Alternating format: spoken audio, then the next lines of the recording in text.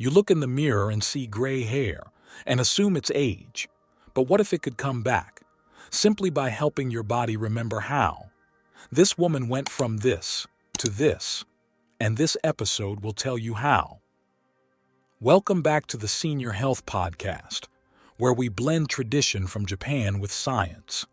In this episode, we're exploring the surprising truth behind gray hair, that for thousands of seniors, it's reversible, naturally.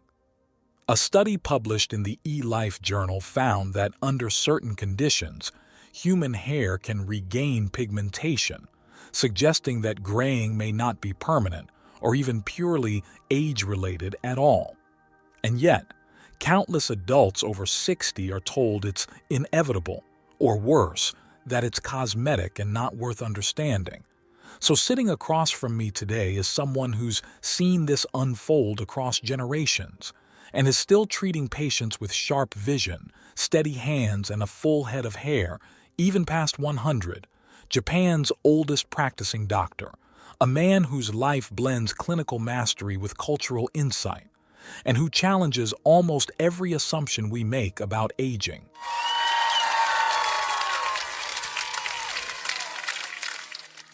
Thank you, John. And let me start with this. If we once had color in our hair, why would we believe we can never get it back? That's such a funny way to look at that. I think far too many people accept graying as a one-way street, right? Yes, it's one of the great mistakes of modern thinking, to treat gray hair as a symbol of decline. In my experience, it's often a signal of something deeper shifting in the body, usually in silence. And while age plays a role, it's not the whole story. So in today's conversation, we'll unpack what actually causes gray hair and what may help bring color back. We'll explore 5 overlooked drivers, from stress chemistry to missing nutrients. And I'll walk you through the simple food and lifestyle changes that I still use myself, even now. But you must stay with us to the end, because the final insight may completely change the way you think about aging and beauty. So the symptoms might be visible, but if we misunderstand the cause, we chase the wrong solution. Exactly.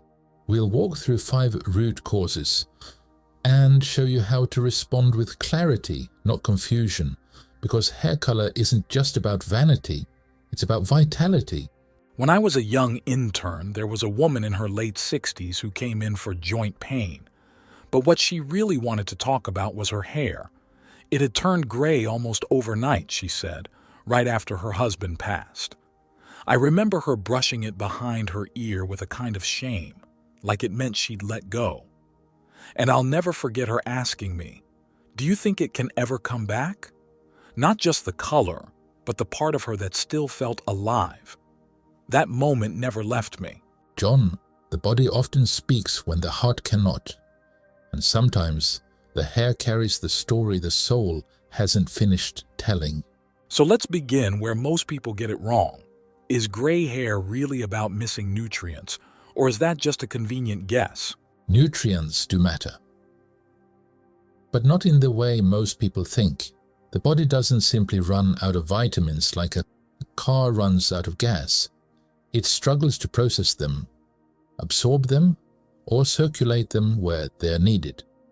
And when that breakdown begins, hair color is often the first signal, not the final problem. So it's not just about taking more. It's about asking why the body can't use what it already has. Exactly. I've treated patients with full supplement cabinets, but no real vitality. Because if your digestion is weak or your stress hormones are spiking, those nutrients remain locked away. Unused, unhelpful. The blood must carry them. The cells must accept them. And that acceptance changes as we age? Yes. After 60, your cells don't just need nutrients, they need clarity. A confused body will not prioritize pigmentation. That hits me hard, doctor, because most seniors I talk to are doing their best, eating better, moving more, but still watching the gray spread like nothing's working. And I can imagine how defeating that feels. So let's do this right. Let's start with the real causes, the overlooked ones, that may be draining hair color and making it harder to restore. Let's begin with the first root cause, chronic stress. Most people know stress affects the heart, digestion, even sleep, but very few understand how it affects hair. When the body is under repeated stress, it produces more cortisol and hydrogen peroxide internally, and hydrogen peroxide in excess begins to bleach the hair from the inside out, literally stripping it of pigment.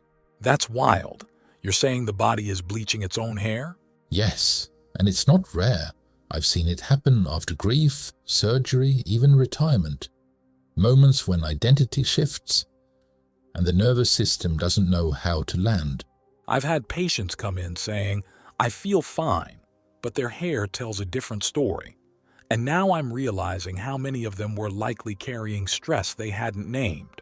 Because the body always names it for them. The adrenal glands, which sit right above the kidneys, don't just respond to emergencies. They track everything: pressure, emotion, even suppressed tension. When they are activated for too long, they pump out a compound mix that includes not just cortisol, but enzymes that disrupt pigment production. In Japan, we call this silent fire, the stress that doesn't shout but smolders. Over time, that fire alters the way melanocytes, the cells responsible for pigment, behave, and if they're disrupted for long enough, they slow down, stop, or even die off entirely. So stress isn't just emotional, it's biological, chemical, visible. And reversible, but only when we approach it from the inside. The nervous system must feel safe again. I love that, because safety isn't something you can swallow in a pill. It's something you create in your rhythm, your breath, your meals, your rest. And now that we've explored stress as the first root, what would you say is the second factor quietly driving hair to gray? The second cause we must talk about is oxidative damage, specifically the way your body handles free radicals after 60. In younger people, the body has a buffer, strong antioxidant systems that neutralize these damaging molecules before they disrupt function. But after 60, those defenses naturally weaken, especially if we are eating processed foods, living indoors, or exposed to chronic pollution or medications. When oxidative stress builds, it targets the cells responsible for hair pigment, the melanocytes, and slowly shuts them down. And that decline, it's often happening long before the gray shows up, right? Yes, by the time you see the color fade, the damage has been accumulating for years. It's not a sudden shift. It's a silent erosion, one that most people don't even realize is linked to their food or environment. That feels like such a hidden trap, because you don't feel oxidative stress the way you feel a headache. There's no immediate alarm bell. That's the danger, and it's why nutrition matters so much more after 60. Foods high in antioxidants, like purple sweet potatoes, dark leafy greens, seaweed, and green tea, become essential, not optional. They're not healthy extras. They're the raw materials your body uses to repair itself. Without them, the mitochondria, your cell's energy factories, start to misfire, and when those tiny engines stall, pigment production is one of the first systems to go offline. I've seen patients regain hair vitality within months just by increasing these foods and reducing processed sugar and oils. But the change must be daily. It must be consistent. So this is really about giving your body the tools it used to make on its own, but can't anymore. Precisely, the older you get, the more you must partner with the body, not push it. That really reframes how we should think about aging. It's not about accepting weakness. It's about adjusting the support system. If the hair is fading, maybe it's not about what's missing, but what's overwhelming. And if stress and oxidation are two major forces, what's the third pattern you've seen that steals hair color from seniors silently? The third factor is something most people never associate with the hair: digestion. After 60, the gut becomes more selective, more reactive, and often less efficient. If your microbiome is imbalanced, if you're not absorbing trace minerals like copper and zinc, then even the healthiest meals can fall short. And when those building blocks are missing, melanin production slows. Not because you aren't eating enough, but because your body can't use what's there. That reminds me of a patient I had who ate all the right foods, colorful plates, lots of vegetables, and still showed signs of deficiency. We later found he had long-term gut inflammation that was blocking absorption. Exactly. I see it in Japan as well, especially in seniors who've taken long courses of antibiotics or who've lived through decades of low-fiber diets. Their guts have been starved of balance, and now the body pays the price. So even nutrient-rich food becomes meaningless without proper absorption? Yes, and that's where fermented foods become essential. They retrain the gut to digest and deliver. That adds a whole new dimension to how we approach gray hair, because most people never think about their microbiome when they look in the mirror. But what you're saying is, the health of the gut shows up in the health of the hair. And now we've touched on stress, oxidation, and digestion. Is there one more hidden trigger that seniors especially need to watch for? The fourth silent trigger is mineral imbalance, especially with copper. Most people associate copper with wiring or cookware, but biologically it's critical for activating the tyrosinase enzyme, which produces melanin. Without enough copper, even if your body wants to make pigment, it can't complete the process. And after 60, copper absorption naturally drops, often worsened by calcium-heavy diets or unbalanced supplementation. That's something I rarely hear discussed in mainstream medicine. Zinc gets all the attention, but copper seems to be quietly essential here. Yes, and the balance between zinc and copper matters deeply. Too much zinc can suppress copper levels even further. I've had patients taking immune-boosting zinc every day who were unknowingly accelerating hair graying. So it's not just what you take, it's how it interacts. That's right. Every mineral you add affects the rest. That's such an important warning, because I think a lot of seniors are doing what they believe is healthy, adding zinc, cutting meat, eating light, but they don't realize they're pulling away key minerals like copper. And now that we've covered the four major blockers, stress, oxidation, digestion, and minerals, maybe it's time to shift gears. If those are the barriers, what are the real builders? What are the habits or nutrients that actually help bring the color back? Let's begin with the foundations. Because reversing gray hair isn't about doing one thing perfectly, but many small things consistently. The first is fermented food. Natto, miso, tempeh. These are the daily tools I give my older patients to repair the gut and restore mineral absorption. They not only improve digestion but help activate trace elements like copper and zinc, which are vital for hair pigmentation. Without a strong gut, no pigment strategy will last. That's something most people overlook. They'll change their shampoo before they'll change their breakfast. But what you're saying is, the gut sets the stage for everything. Correct. And once that's addressed, we move to the second tool, mushrooms. Shiitake, maitake. Even button mushrooms contain the enzyme tyrosinase, the very compound the body needs to spark melanin production. Eaten regularly, they act like ignition for the hair's pigment process. That ties directly to the copper conversation we just had. Tyrosinase won't function without it. So mushrooms support the enzyme directly, and the gut helps deliver the minerals needed to activate it. Exactly. And this is why we don't treat these ingredients as trends. They're medicine, passed down through tradition. I love that approach because it gives people something to add, not just things to remove. What's the third habit you recommend? Sunlight. Not extreme sun, but soft, consistent exposure, especially early morning light. It's essential for regulating circadian rhythm, which controls hormone balance and stress chemistry, and as stress drops, pigment pathways often stabilize. That's powerful. We think of sunlight as a skin issue, but you're saying it speaks to the whole hormonal system? Yes, particularly the hypothalamus and adrenal glands, which influence hydrogen peroxide levels.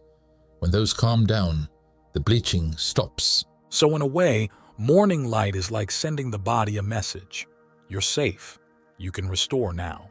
Exactly. And the fourth habit is something I practice every evening: mineral-rich broth, especially seaweed broth, kombu, or chicken bone broth simmered slowly. These broths restore lost minerals, reduce inflammation, and gently support blood flow to the scalp.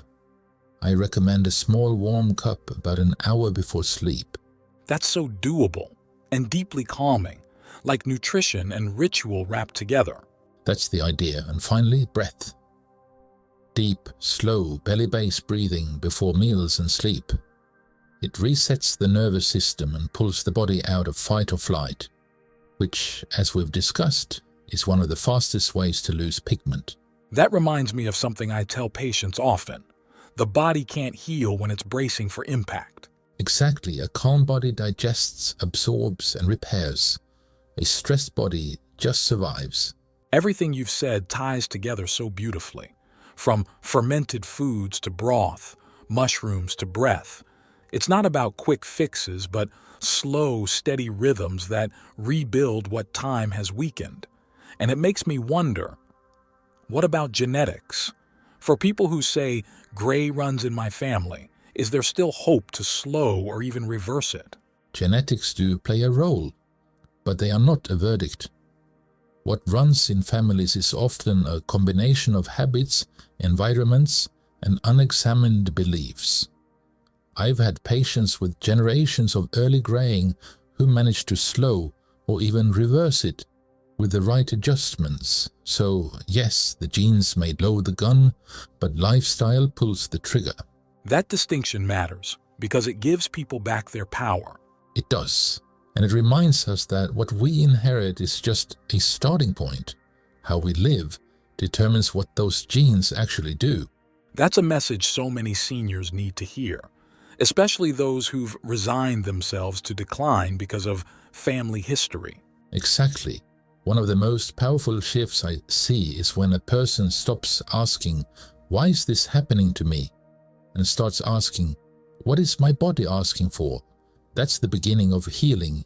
And even if gray hair doesn't fully return to black, what I see over and over is that people begin to glow differently. Their skin clears, their eyes brighten, they walk taller because they're no longer fighting time, they're working with it. That's a beautiful way to look at aging, as partnership, not punishment. And the results are often much more than cosmetic. When the body starts restoring hair, it usually means it's restoring deeper systems too. I've seen that as well. It's never just about the hair. It's about circulation, memory, digestion, even confidence. And that brings me to something a lot of people are wondering. How long does it take? If someone starts making these changes today, when might they start seeing results? Results vary by person, but the body gives signals long before the mirror does. Within 2 to 3 weeks, many people notice better sleep, smoother digestion, or clearer thinking. Pigment changes in the hair may take longer, often 2 to 4 months, sometimes more. But when it happens, it tends to appear at the roots first. Soft, dark strands quietly returning in places people thought were gone for good. That's incredibly encouraging because it shows the hair isn't dead, it's just been dormant. And I imagine that first glimpse of color brings hope in a way no pill ever could. It does. I had a 72-year-old patient who cried when she saw black strands reappear at her temples, not because she was vain, but because it made her feel alive again. And I think that's the emotional layer we often miss. Hair is personal. It's memory, identity, even pride, especially for those who've spent decades taking care of others. Yes, which is why every step we take toward restoring it must come from respect, not panic. You've helped reframe this entire topic for me, Doctor. What began as a question about appearance is really a doorway into how the body repairs itself, or doesn't. And that leads me to one final thought. We've talked about what to eat, how to rest, what to avoid. But what about mindset? How much does your outlook, your attitude, shape this journey? Mindset is everything, John. Because no matter how perfect your diet or routine may be, if your thoughts are full of fear, doubt, or hopelessness, the body listens. I've seen patients who did everything right on paper, but nothing changed until they believed change was possible. That belief shifts chemistry. It sends a signal to the nervous system that says we are safe enough to rebuild. I felt that too. Some people turn gray after grief, others regain color after joy, and it's not magic. It's biology responding to emotion. Yes, joy is medicine. Hope is a chemical reaction. And when you pair that with steady action, the body begins to trust again. That trust, it's such a beautiful way to end this, because the hair may be the symptom, but what we're really talking about is how to live again. To everyone listening, we really appreciate it coming this far. See you in the next episode.